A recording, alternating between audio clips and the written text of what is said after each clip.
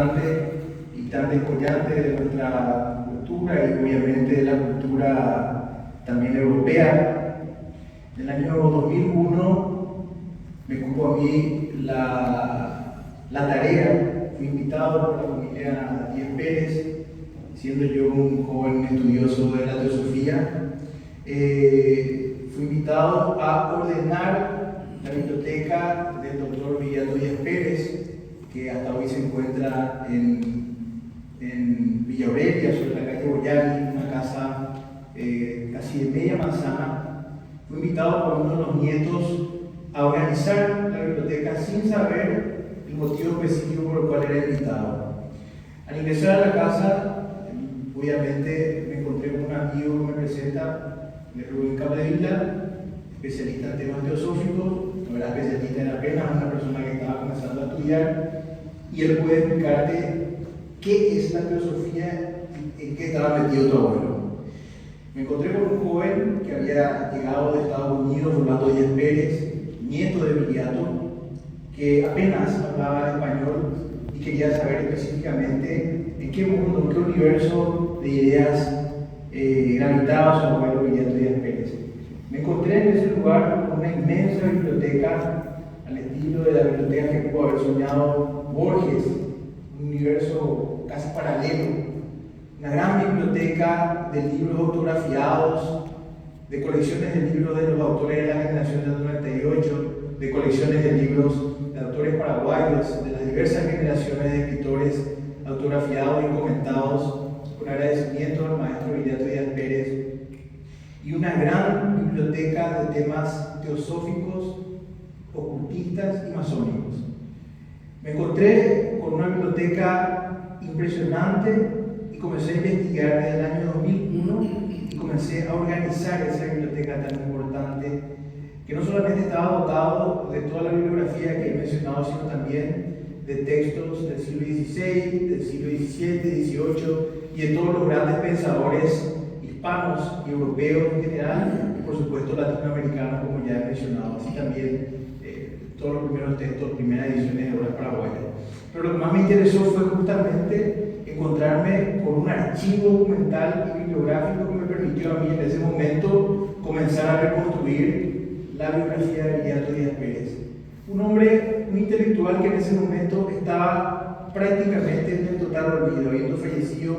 en el año 1958 y cuyos hijos posteriormente se encargaron de reeditar todas sus obras a partir de los años 70 hasta más o menos inicios del año 2000. Tuve la oportunidad de conocer a uno de sus últimos hijos, el doctor Rodrigo Díez Pérez, contemporáneo y amigo de casi todos los representantes de la generación del 50, del 40, aquí en Paraguay, amigo de Roa Basto, contemporáneo de Roa Basto. Y pude conocer un poco el trabajo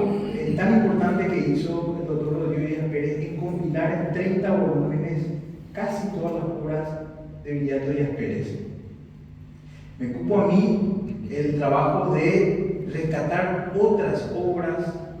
de reeditar con el tiempo algunas obras que no se pudieron rescatar en su momento y por supuesto también de investigar otros aspectos muy poco conocidos.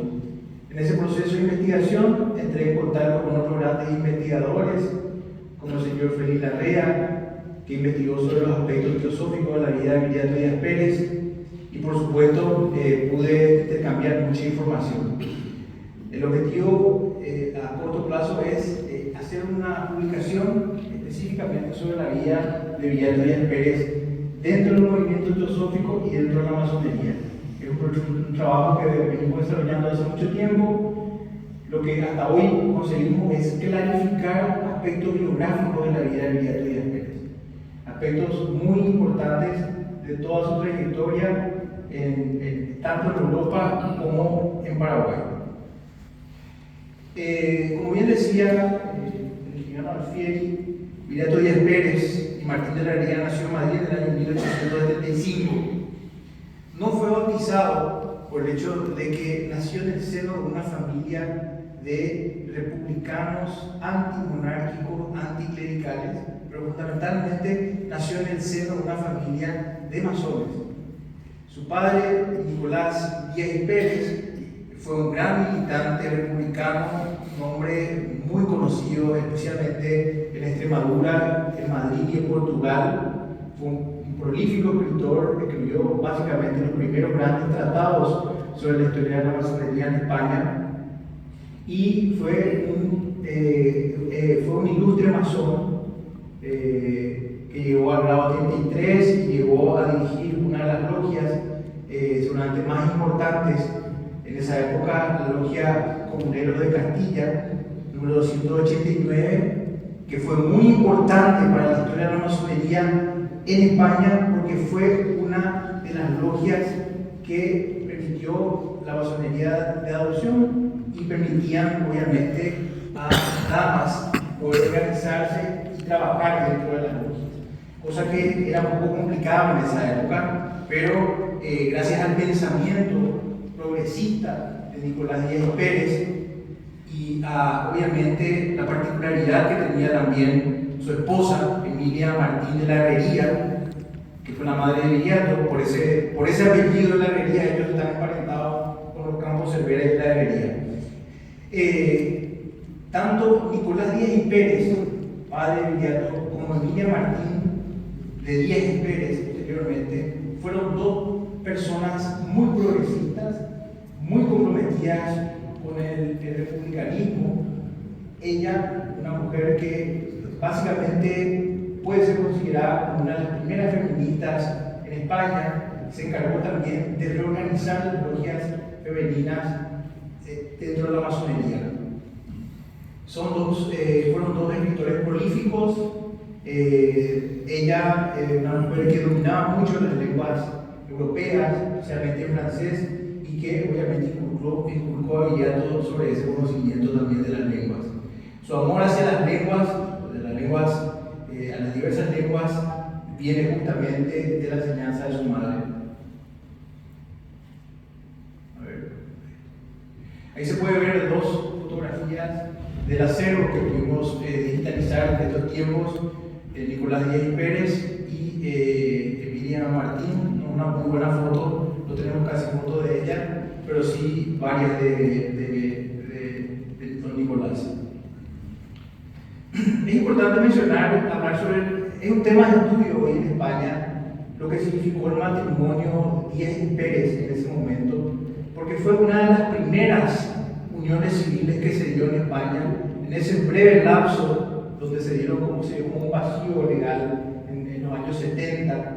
porque recién a partir de los años 30 fue permitido el matrimonio civil en España, pero en el siglo XIX era prácticamente impensable un matrimonio civil. Entonces es un tema de estudio hoy porque se trata nada más y nada menos que de una pareja de republicanos y masones que, gracias a ese periodo de republicano que se dio en España, en ese vacío lograron ellos contraer matrimonio civil. Y de esa manera hoy es un tema de estudio también. Así que ellos contrajeron matrimonio, tuvieron 3 hijos, Viriato, Trajano y Alicia. Alicia Díaz Pérez fue justamente, aquí mencionaba recién de Soberano, la que contrae matrimonio con el Campos Cervera padre, que era un gran intelectual, periodista, masón también, y contrae matrimonio en España, se conocen allá, y según parece, por intermedio de el Campos Cervera padre, se le otorga a Viriato posteriormente ser cónsul honorario de Paraguay del año 1902. Viriato Díaz Pérez desde muy temprano, o sea, él creció en un ambiente muy progresista, un ambiente, digamos así, incluso las instituciones de enseñanza. Él estudió en el Instituto Cardenal Cisneros, que era un instituto influido especialmente por el krausismo español en esa época. Casi todos los grandes pensadores krausistas eran al mismo tiempo masones y con un pensamiento bastante progresista, republicanos. Entonces, ellos iban eligiendo los lugares donde iban a estudiar sus hijos, y ambos,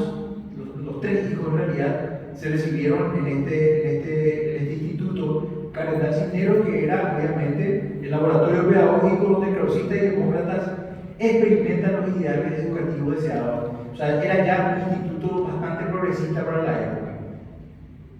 Y es importante mencionar esto porque el krausismo fue una de las corrientes de pensamiento del idealismo tardío en Europa que más promovió los ideales democráticos, los ideales republicanos y por supuesto también el libre pensamiento. Los krausistas fueron grandes mentores de la cultura en Europa y Viriato y sus hermanos se desarrollaron en el ámbito del krausismo.